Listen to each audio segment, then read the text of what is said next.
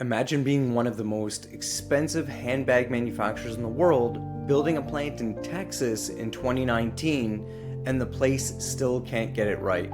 That's a little bit of the message that came out from a report about the new Louis Vuitton plant in Texas. Some of the information that was released is suggesting that the plant has 2 times as much waste as they experience in a lot of their other facilities, going from 20% all the way up to 40% at this new production facility. This is also despite the fact that Louis Vuitton pays people in Texas almost 3 times over minimum wage. Now, that being said, the Texas minimum wage is pretty sad. It's $7.25, and a top artisan at the plant is about $17 an hour, but it's still a marked increase from what a lot of other opportunities would be in that market. Louis Vuitton themselves admitted that it has actually been harder to get the plant up to speed, and they've actually shifted a lot of their more intricate and more elaborate manufacturing to some of their more traditional facilities, keeping more basic and streamlined type products at this Texas facility. So while Louis Vuitton generally sells bags from anywhere from $500 up to over $30,000, the stuff that's coming out of this plant typically is falling between a $1,500 and $3,000 range.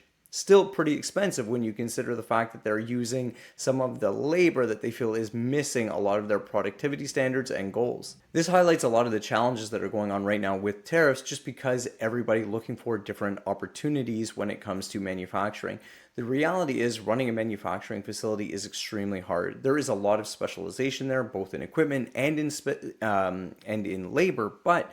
here's another thing that people don't often talk about, and one of the challenges that Louis Vuitton is seeing in this plant is that management is also part of the problem, right? When you have, if you don't have the right type of supervisors, if you don't have the right type of systems, if you don't have the right type of processes at these plants, you end up getting people that manage by report, and this will inherently really damage quality because you end up having people trying to cut corners just to get things done. So as you are looking for different types of options and you're trying to consider what you might do with the market coming,